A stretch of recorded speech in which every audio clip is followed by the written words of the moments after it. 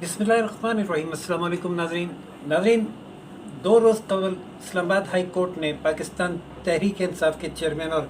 साबिक़ वज़ीर आज़म इमरान अहमद ख़ान नियाज़ी या इमरानुल्लाह नियाज़ी साहब को तौहीन अदालत का शो कॉज नोटिस जारी किया और पहली समात पर शो कॉज नोटिस जारी कर दिया गया था। ये एक गैर मामूली बात है कि किसी को मतलब होता ही है कि इब्तिदा में पहले सिर्फ नोटिस जारी किया जाता है और उसकी इब्तदाई समात के बाद शो कॉज नोटिस होता है, लेकिन इस्लामाबाद हाई कोर्ट ने इस मामले इतना संगीन था कि एक समात में ही बराह रास्त शो काज नोटिस जारी किया। क्यों शो काज नोटिस जारी किया गया था और वो क्या अल्फाज थे जिन पे ये नोटिस जारी हुआ, वो तफसीली वजूहात पर मुश्तमिल तहरीरी फैसला आज सुप्रीम कोर्ट ने जारी कर दिया ताकि इस्लामाबाद हाई कोर्ट ने जारी कर दिया ताकि जब 31 को इमरान अहमद ख़ान नियाज़ी और उनके वकला हाई कोर्ट आए तो वो तफसीलात उनके पास मौजूद हों जवाब देने के लिए। फ़ैसले की कॉपी मौजूद है, हमारे साथ सीनियर साफ़ी मौजूद हैं जहाज़ेब अब्बासी साहब। हम उनसे जानते हैं कि क्या तहरीरी वजूहात हैं तफसीली जिनकी बुनियाद पर शो कॉज नोटिस जारी किया गया। जी अब्बासी साहब, welcome to Roshan Pakistan news. आज के आपके पास जो फैसला है उसकी ज़रा तफसील बताइए। जी बहुत शुक्रिया राशिद साहब। आज का जो इस्लामाबाद हाई कोर्ट ने कंटेम्प्ट ऑफ कोर्ट की जो कार्रवाई जो कोर्ट प्रोसीडिंग हुई थी उसका तहरीरी ऑर्डर जारी किया है और इस तहरीरी ऑर्डर में 3 सफ़ात पर मुश्तमिल है और इसमें ये वजूहात बताई गई हैं कि पहले ये जो नोटिस है कंटेम्प्ट ऑफ कोर्ट का ये लेने की वजूहात क्या है। तो इस बारे में इस्लामाबाद हाई कोर्ट का ऑर्डर ये कहता है कि रजिस्ट्रार हाई कोर्ट ने 20 अगस्त को रजिस्ट्रार हाई कोर्ट ने 22 अगस्त को एक रिपोर्ट पेश की और इस रिपोर्ट में इमरान खान की 20 अगस्त की F9 पार्क में की जाने वाली तकरीर का हवाला दिया गया और ये तकरीर बज़ाहिर एडिशनल सेशन जज ज़ेबा चौधरी साहिबा के ख़िलाफ़ तौहीन अदालत जो है वो कंटेम्प्ट ऑफ कोर्ट के ज़मरे में आती है और फिर वो जो स्पीच का मेन मतन है उसको रिप्रोड्यूस किया गया है जिसमें इमरान खान ने ये अल्फाज दोहराए थे कि और मजिस्ट्रेट साहिबा ज़ेबा आप भी तैयार हो जाएं, आपके ऊपर भी हम एक्शन लेंगे और आपको शर्म आनी चाहिए। इस इस्लामाबाद हाई कोर्ट के हुक्मनामे में ये भी कहा गया है कि ये स्टेटमेंट देना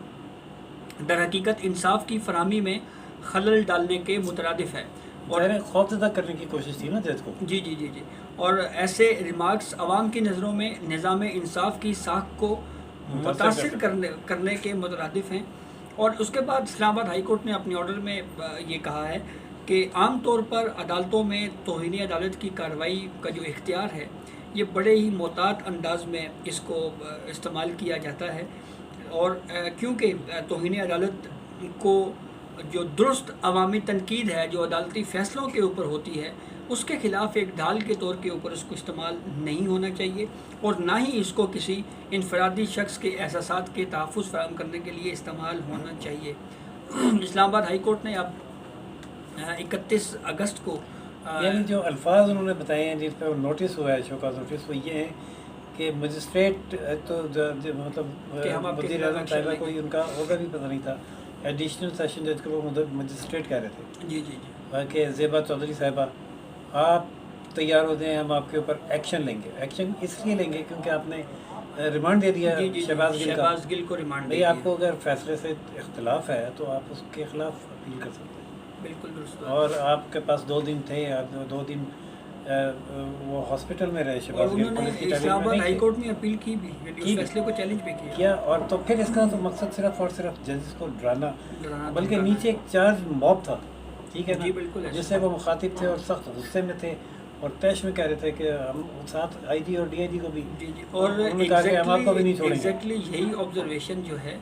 वो जब इस्लामाबाद हाई कोर्ट में 3 रुकनी बेंच इस केस को सुन रहा था तो उस वक्त भी इस्लामाबाद हाई कोर्ट ने ये कहा कि ये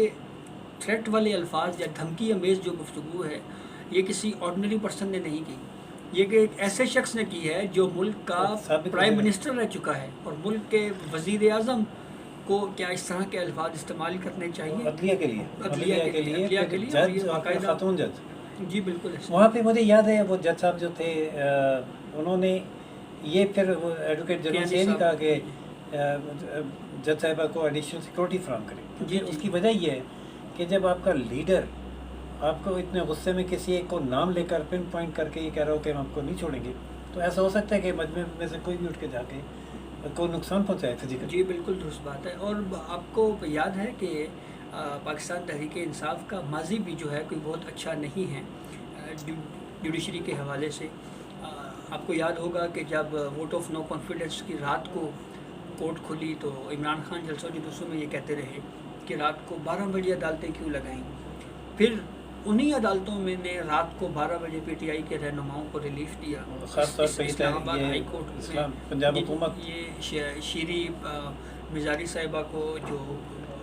ریپروڈیوس کرنے کا کہا گیا اور ان کو حق میں جو ایک آرڈر دیا گیا اسلام آباد ہائی کورٹ کی طرف سے، وہ ایون 12 سے بھی زیادہ ٹائم تھا، شاید پونے ایک بجے کا وقت تھا. پنجاب اسمبلی کے الیکشن کی پنجاب اسمبلی کے الیکشن کی پٹیشن عدالت کھول کے لی گئی، وہ بھی رات کو court supreme court registry Lahore. وزیر صاحب وہ بھی جو ہے نا، وہ یہ سارے اقدامات بات کے اس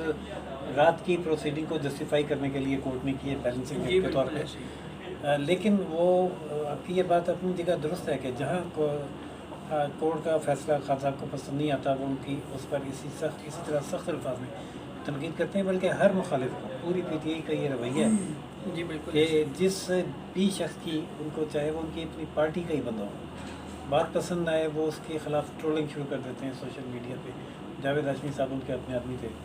جی بالکل ایسے ہی. اور دوسرے بے شمار ان کی پارٹی سے لیکن جج کا ایک اسٹیچر ہے جس کو بہرحال آپ ملائن نہیں کر سکتے. بالکل ایسے ہی. اچھا، ایک دلچسپ بات یہ بھی ہے کہ جب اس اے ٹی سی کورٹ میں عمران خان پیش ہوئے، انسداد دہشت گردی کی ایک ایف آئی آر ایک مجسٹریٹ کی درخواست کے اوپر درج ہوئی ہے اور وہ وہاں پہ سماعت تھی اے ٹی سی کورٹ میں، تو سابق وزیر اعظم عمران خان کل اس کورٹ میں پیش ہوئے تو وہاں پہ بابر امان صاحب نے جو ڈیفینس دیا ہے اسٹیٹمنٹ کا کہ اور مجسٹریٹ صاحبہ زیبا آپ بھی تیار ہو جائیں، ہم آپ کے اوپر بھی ایکشن لیں گے. تو اس کا ڈیفینس بابر امان صاحب نے یہ لیا کہ پی ٹی آئی آلریڈی اس پہ ایکشن لے چکی ہے. اور وہ ایکشن کیا لیا ہے کہ 2 روزہ جسمانی